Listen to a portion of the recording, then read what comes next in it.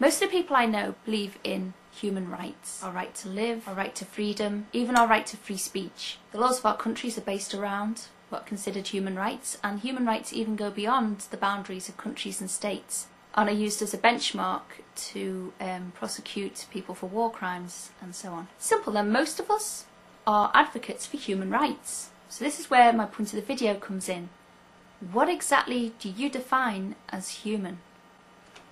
There's two things that have happened recently that are catalysts to me making this video, and I did kind of put off making the video thinking this could be pretty controversial and a lot of people who might watch me might not like it and it could attract some negative responses, but on the other hand I feel very strongly about it.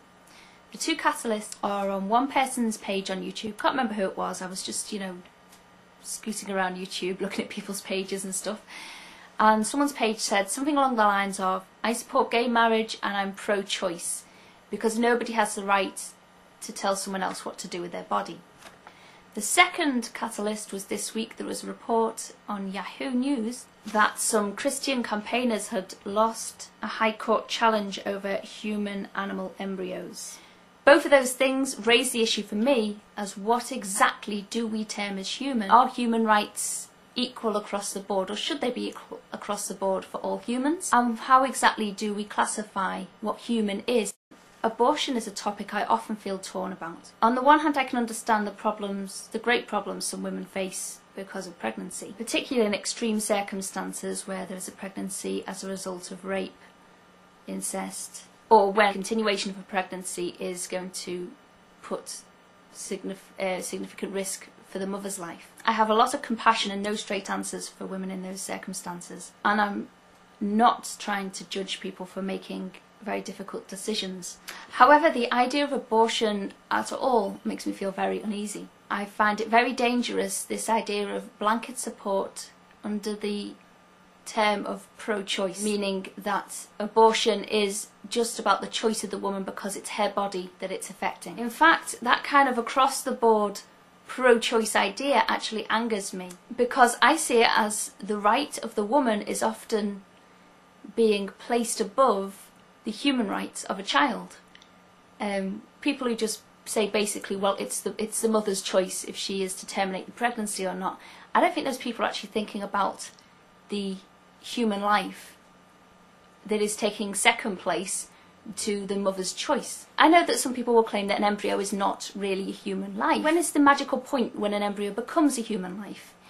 Is it at 6 weeks, 12 weeks, 20 weeks, 22 weeks? I think the youngest baby that was born, resuscitated and lived was 22 weeks when it was born. Medical science these days is getting more and more advanced, and babies that never could have survived outside the womb before are able to survive now. So that even you could have children born at a stage of development that whilst inside the womb would have legally been able to have been aborted. As far as I'm concerned, the minute conception occurs, that is human life, and from then on it's just a matter of growth.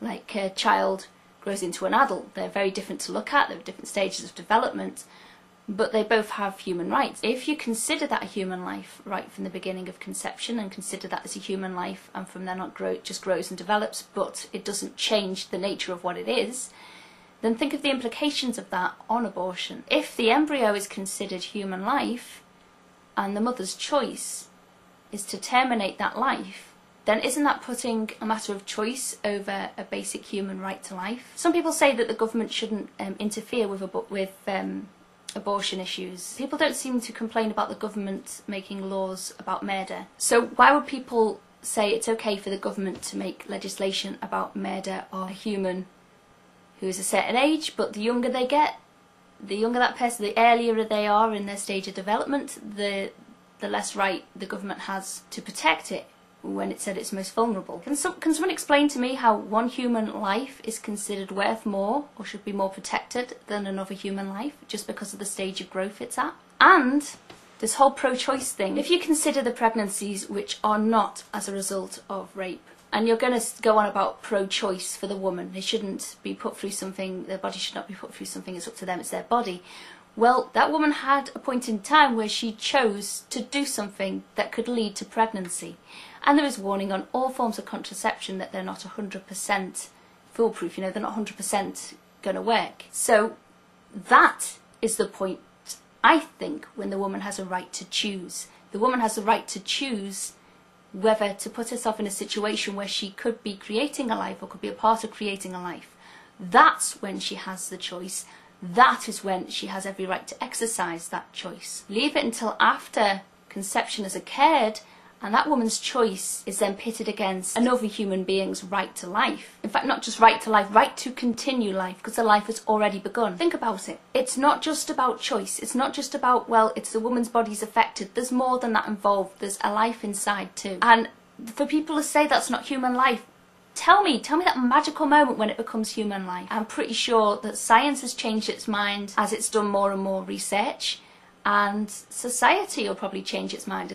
Okay, from the Yahoo News thing. Christian campaigners lost a High Court challenge over human-animal embryos. They tried to overturn a decision to grant research licenses for scientists at a certain university to create hybrid embryos. Supporters of interspecies research say their work could one day help to treat serious diseases including cancer and HIV/AIDS. It doesn't matter to me whether they're Christian or not. To me, this is a matter about humans and human rights. I'm not saying that human life is sacred. I'm saying we are humans and we have these certain standards. But there's a hell of a lot of hypocrisy in how we apply those standards. The more science uncovers and the more science progresses, the more it tries to cover up with itself, and it seems to get more and more hypocritical. And the more they realise that of development, that there is no point in the womb where a life is switched on like that, that it's a gradual development, then they keep changing different markers of when the life begins, and there is no clear marker. People will disagree, except for, as I say, conception. But what I'm worried about is people not thinking enough about the consequences and about the implications of these matters, the real life implications of where it means our society is going and what we will accept. And if you think about it, okay, if human and animal embryo, okay, it's got some human DNA in it, so how human is that embryo? And if it is in any way human, how much protection does it get as human life? However noble the reasons for doing the experiments are, how far is something like that away from farming human beings to provide, say, donor parts for already existing human beings who need them? So when do we decide what's human, what isn't human, what's just a little bit human? Can something just be a little bit human? Is it human or isn't it? We've got to think about where do we draw the line? Every step down a road is heading towards something. So when do you decide to stop? That's enough. Because one thing will lead to another, leads to another, leads to another. The Doctor Who episode, New Earth, where you have the sisters of something or other, the cat people, nun things, and it turns out that they are farming human beings to test out diseases on, to find cures. So they then use the cures to cure the people on New Earth who are their patients. The way they see it is, well, we've farmed these organisms, which just so happen to be human, to do research to help people, so it's a good thing. You know, do you see how the logic, how art and literature and these programs are taking the logic that is being used right now today in medical science and in the people who are supporting this type of research, and they're showing us just how uncomfortable it can get along the line and how far it can go. These shows are not just entertainment, they are real food for thought. And all I'm asking for people to do is to try and really think about things, really think about the implications of things. I read something in the comments of a video testing against stem cell research or something like that. And someone wrote a comment saying, oh, they'll protest it now, but when it's their child who's dying of something and the research from stem cell research is what helps save their child, they'll accept the treatment, won't they? Well, yes, they probably will. Once the research is there, I guess we'd be foolish not to use it, wouldn't we? But think about the implications of that too. A lot was discovered during the Holocaust about human bodies. Does the fact that some of that research has actually helped progress medical science and medical knowledge, does that excuse the original experiments? Does that make them okay?